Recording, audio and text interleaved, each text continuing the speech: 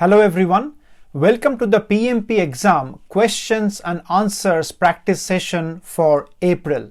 So just like the previous months, we would be solving 5 medium to high difficulty level PMP exam style questions today in this video.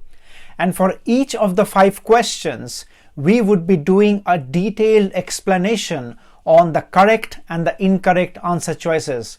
The intent of this exercise is firstly to test how well you are prepared for the PMP exam.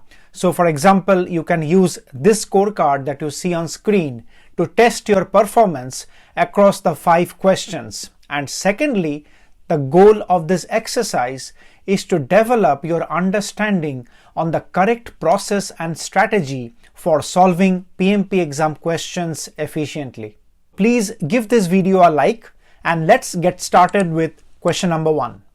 Right, so question number 1, guys. The drill will remain the same as our previous Q&A sessions. Please read the question and try to answer it before we solve this together. You can pause the video here if you wish to.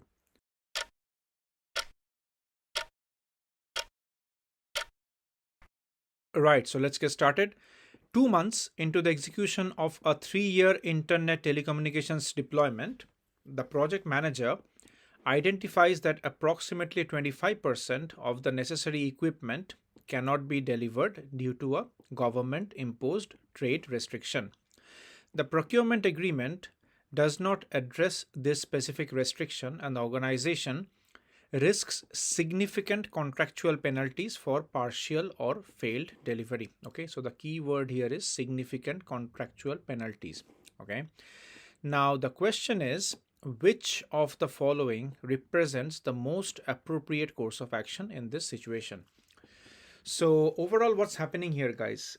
You are 2 months into the execution of a project, and there has been sort of an embargo or a tariff imposition, or let's say an excise duty revision or customs revision by the government. Okay, totally an incident which is out of your scope, and now you as a project manager, you need to identify the best course of action. Okay, now the key thing to note here is that if your equipment does not get delivered, okay, you risk significant contractual penalties. Okay, so let's look at the options one by one. Option A, initiate a hybrid work stream to evaluate and assess the delivery of alternative equipment solutions. Okay, so basically what this option is saying that you sort of work with your predictive scope items, which was following a waterfall approach. However, vis-a-vis, you explore some agile sort of work stream to see that if you can try to get those equipments from alternative contractors or alternative suppliers. So those suppliers might be your local suppliers where you will not have like some trade restrictions. The suppliers might be some approved suppliers from the government, so those kind of stuff, right? So that way you actually save on those significant contractual penalties, and you also sort of save on extra cost which you might have incurred if you were planning to go with your original option. Okay, so looks like a plausible option. However, let's hold this and come back to it after we have evaluated option B, C and D. Okay, so let's look at option B. Assess the feasibility of utilizing insurance coverage or implementing contingency measures to mitigate the financial exposure. Now this is incorrect, guys. Okay, the reason why this is incorrect is you generally cannot have insurance coverage on a risk which has already occurred. Okay, it is like saying that, okay, my car has met with an accident, now I will take a sort of a car insurance. Okay, similarly in some other context that, okay, I now have got a significant illness and now I will go and take a medical insurance. Okay, so insurance products doesn't work that way, right? I hope you understand that, because that way the premiums will be exorbitant. Okay, exorbitantly high. Okay, and also implementing contingency reserve, which is implementing sort of actual extra funding to sort of absorb these kind of losses in a situation where the loss has already hit you or the risk has already hit you. That might sort of go through the roof in terms of your overall project budget. Okay, so that is why option B is not a correct answer choice. Let's look at option C, which is very interesting, and I am betting And I'm sure that many of you have selected option C as the correct answer choice. Okay. So option C mentions that conduct a cost benefit analysis comparing the financial implications of proceeding with or halting the delivery. Okay. And pursue the option with the least cost impact. Okay. Now the thing is, you sort of can do a cost benefit analysis. Okay. And you can still sort of go ahead and pursue the option which has the least cost impact. Okay. However, you need to take into consideration that what about the impact on legislation? What about the impact on, let's say, your schedule? What about the impact on your resources? So those kind of things. So ideally, what you are saying as a project manager is, okay, I am willing to take the cost hurt. Okay.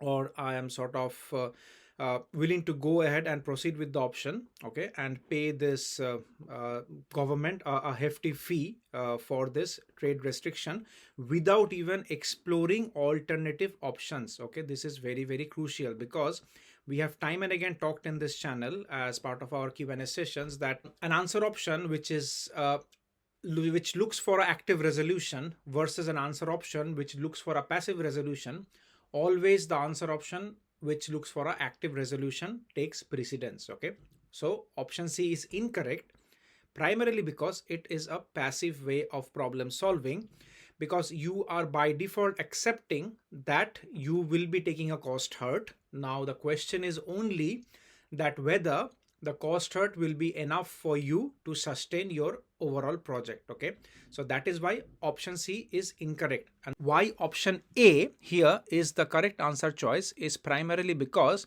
it is actually making us, or making the project manager, think actively about assessing alternative delivery equipment solutions. Okay, now the solution to that might be that, okay, we might have to take the cost hurt. Okay, and the solution might be that, okay, we cannot avoid this cost hurt by any means or by any measures. Okay, however, till we reach that bridge which we need to cross at that point in time, it is always prudent to assess and evaluate whether there is any alternative equipment providers or alternative equipment solutions that will meet the scope or the criteria for your project. Okay, that is why option C is a very close answer choice, guys.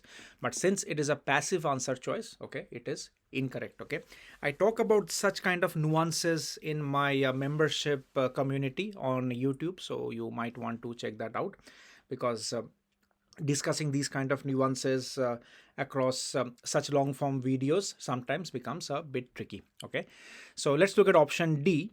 Accept the client's penalties, formally close the project and discontinue operations. I hope none of you has selected this option, because this is outrightly outrageous, right? You cannot, as a project manager, accept the penalties, formally close the project, because you have a risk. You have to find a solution to the problem that you are dealing with, right?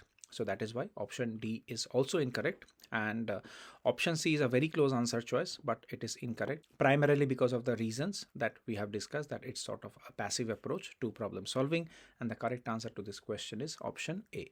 Now, if you are preparing for the PMP exam, I would suggest that you check out my PMP exam preparation courses on Udemy. All the courses are very highly rated amongst the students, and many PMP exam aspirants have passed their PMP exams with the help of these courses.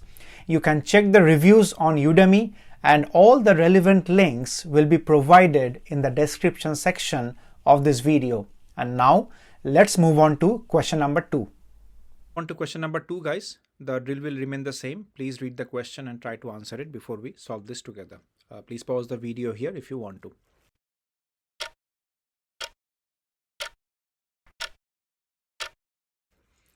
Okay, so let's get started. Shortly after finalizing the project charter and obtaining formal approval from the project sponsor, the project team becomes aware of a newly introduced compliance obligation. Okay, now compliance obligation means that it needs to be adhered to. Okay, so there is no way out of that. Issued by a international regulatory body. So this is a mandate. Okay, this is not a choice. Okay, so you have to sort of incorporate these changes or these updates into your ongoing projects. So this new requirement could potentially alter the foundational business justification for the project. Very, very, very critical piece of information, right? because if the foundational business justification of a project is in question, the entire project mandate or the project charter is in question. Okay, now who owns the project mandate or the project charter? Okay, you answer it yourself. Okay, so we'll come to that in a second whilst we are discussing the answer choices. So the question is, what is the most appropriate action for the project manager to take in response to this development? Okay, option A, analyze and present a recommendation to the project sponsor. Okay, now this answer choice might seem very cliche to many of you. However, please note that this is the correct answer choice to this question, because the foundational business justification or the foundational sort of project mandate is owned by your project sponsor. Okay, it is not owned by the project manager. You will find it in the PMBOK. If you have an experience or sort of you are aware of the PRINCE2 methodology of project management, you will also learn there that as per general project management guidelines, the business justification or the project mandate or the reason why the project exists is owned by the project sponsor. It is not owned by the project manager, because based on that, the project sponsor appoints the project manager to execute the project. Okay, so here the correct answer choice is to analyze and present a recommendation to the project sponsor and rethink whether doing the project actually makes sense or not. Okay, because the answer might well be that doing the project doesn't make sense anymore. Okay, so option A is the correct answer choice. However, let's look at option B, C, and D as well. Option B, integrate the new compliance requirement into the project by updating the quality management plan accordingly. This is incorrect, because even if you update the quality management plan, what about the resource management plan? What about cost? What about schedule? What about the other scope items that might trigger with respect to this scope now getting included within the project, right? So lot of open questions which needs answers to. Okay, so option B is definitely incorrect. Let's look at option C. Disregard the new requirement as it is not currently included in the formally approved project scope. This is incorrect, because this is a legislation, guys. Okay, you cannot disregard these kind of requirements. That is why option C is also incorrect. Let's look at option D. Record the compliance requirement in the project's risk register and seek input from key stakeholders to determine next steps. Incorrect, because if the business justification is in question, there is sort of no value the stakeholders can add, because they are not the owners of the business justification of the project mandate, right? So that is why you are going probably with the right intent, but to the wrong kind of people, okay, which are your other stakeholders. Ideally, please keep this in mind and hammer this within your brain whilst you are preparing for any project management certification exam, that the project mandate or the business justification of a project is owned by the business sponsor or the project executive in PRINCE2 terminology. Okay, so the correct answer choice to this question is option A, which is to analyze and present a recommendation to the project sponsor, and that is what the project manager is supposed to do as a resource who is appointed by the project sponsor. Okay, so the correct answer to this question is option A. Now, before we move on to question number 3, guys, I would like to introduce you to my PMP exam study group on YouTube. It's a monthly subscription based membership model, and you will get daily posts on highly nuanced tips and tricks to prepare for your PMP exam, which are generally not discussed on my YouTube videos. You can try it out for a few months and cancel anytime if you wish. Feedback from students for this study group has been excellent. Right, so question number 3, guys, the drill will remain the same. Please read the question and try to answer it before we solve this together.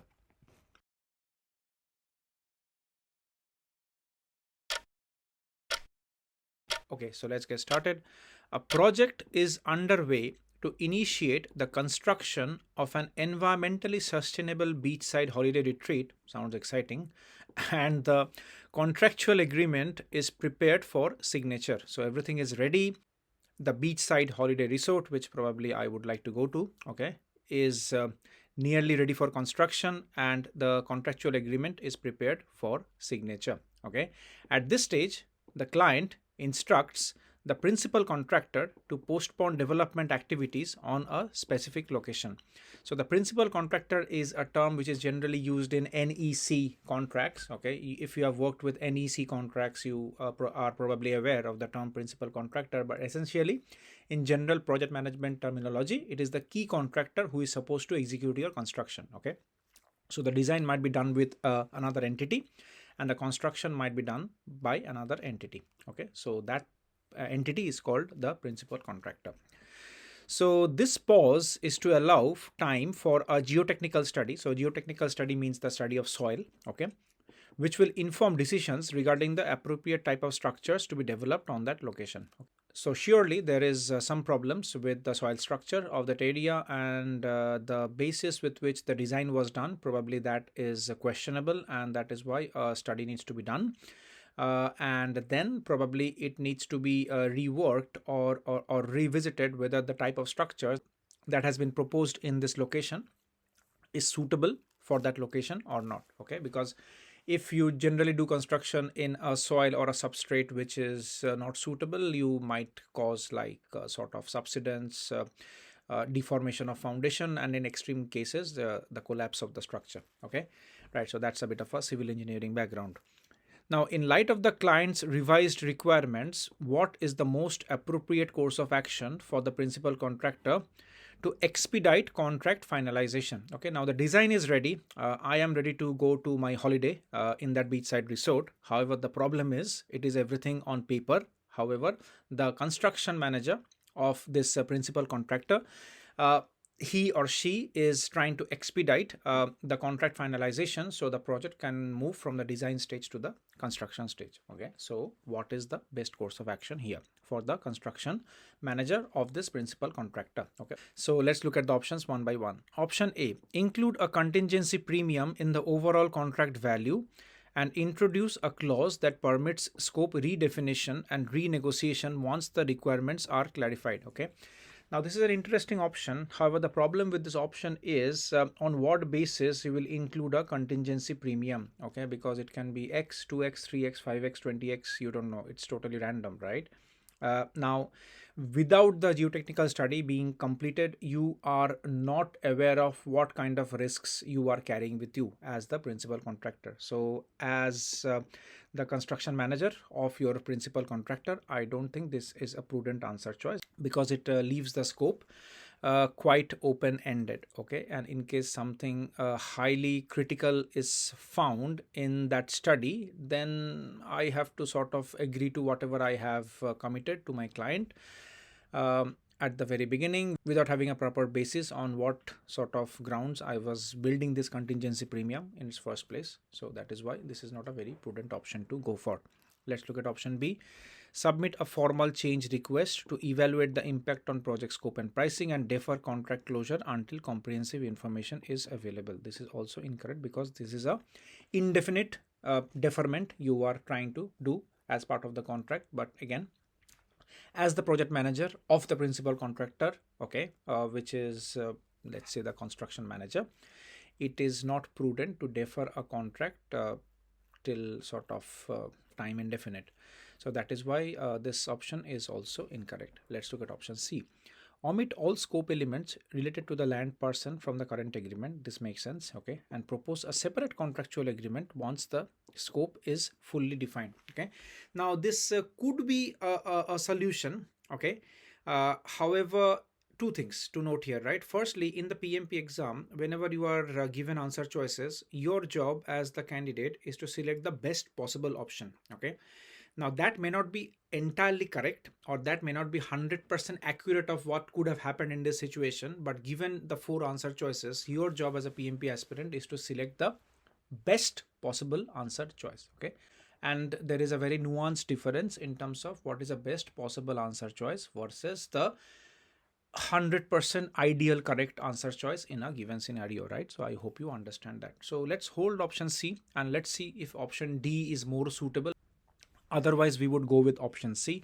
However, let's look at option D, which is remove the development activities related to the specific location from the current cost estimate and restructure that portion of the work as time and material agile iterations. Okay, very, very nicely put. Okay, so it is basically mentioning that you do not omit. Okay, omit is totally excluding. What you do is remove it from the current cost estimate, okay, which is which makes sense, because that cost estimate might go up or down based on the study, which based on the findings of the study, of the geotechnical study, right? However, you restructure portion of the work, which is this portion, as time and material, agile iterations, in terms of whatever sort of information is coming to you, you build your scope accordingly. So basically it's saying that continue with the predictive scope which you already have for the 90% of the project. However, for this 10%, keep it as a time and material agile iteration. Okay, that completely makes sense, because you are not removing the scope entirely, you are just removing that scope from the cost estimates. However, you are agreeing with the client that you will revisit those cost estimates as and when information becomes available from the geotechnical study. Okay, so that is why option D looks like a more probable option to me. Option C outrightly says omit all the scope elements, okay, and you propose a separate contractual arrangement once the scope is fully defined. Now that could be done, but if you have been a project manager, you know that coming out of a fully defined contract, taking something totally out of a contract and again recontracting that not only takes resources from your end, but also takes resources from your sponsor, from your procurement department, from your subject matter experts, etc., etc. Okay, so that calls for a lot of resource requirements which you may not have. Okay, and again, omitting a scope is something which primarily should be avoided as a decent or as a prudent project manager. Okay, so that is why option D here is the correct answer choice. Option C is very close but incorrect, guys. Okay, so the correct answer to this question is option D. And now let's move on to question number 4. All right, question number 4, guys. This should be an easy one. Let's go for it. Please read the question and try to answer it before we solve this together. You can pause the video here if you wish to.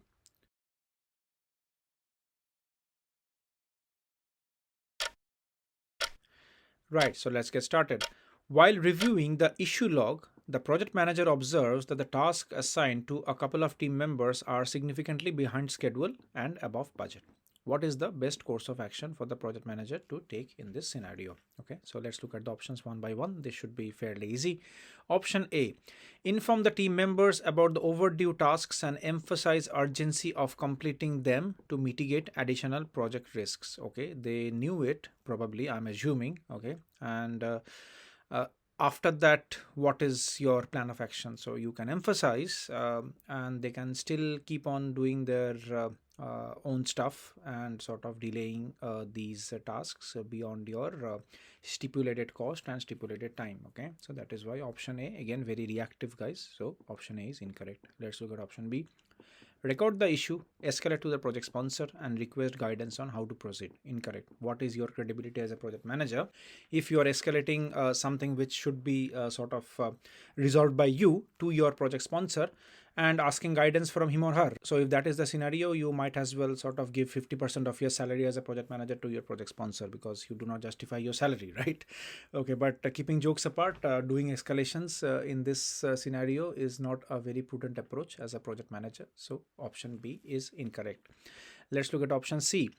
Direct the team members to provide an explanation for the delays and propose a plan to realign with the schedule.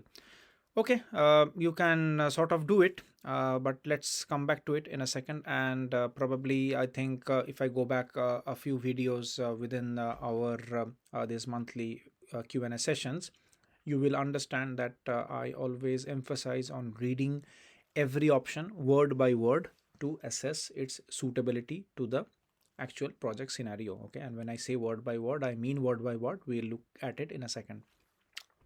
Let's look at option D.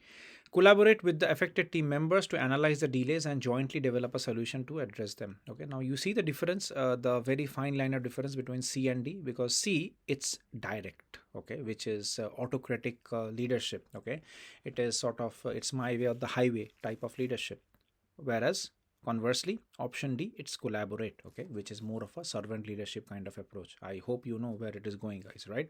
So option C, direct the team members to provide an explanation. That is totally autocratic, totally sort of directive kind of a leadership, which generally in the PMBOK framework you should avoid, and PMI also sort of recommends to avoid as a project manager. So that is why option C falls apart. However, option D, since it is more collaborative, more sort of inclusive, it is mentioning that jointly develop a solution. So look at these kind of sort of phrases which actually enhances or re-emphasizes the importance of servant leadership in such kind of a scenario. Okay, so that is why option C, again, very close answer choice, incorrect. However, option D is the correct answer choice to this question, because it is more aligned to the servant leadership and the inclusive kind of leadership which PMI is looking out for in a PMP certified project manager. And finally, let's move on to question number 5. Remember, the target is to get all the 5 out of the 5 questions correct, okay? However, the minimum expectation is that you will get at least 4 out of the 5 questions correct to consider yourself fairly well prepared for your PMP exam. You can assess your level of preparation according to this scorecard. So here comes question number 5. Right, so question number 5, guys, please read the question and try to answer it before we solve this together. You can pause the video here if you wish to.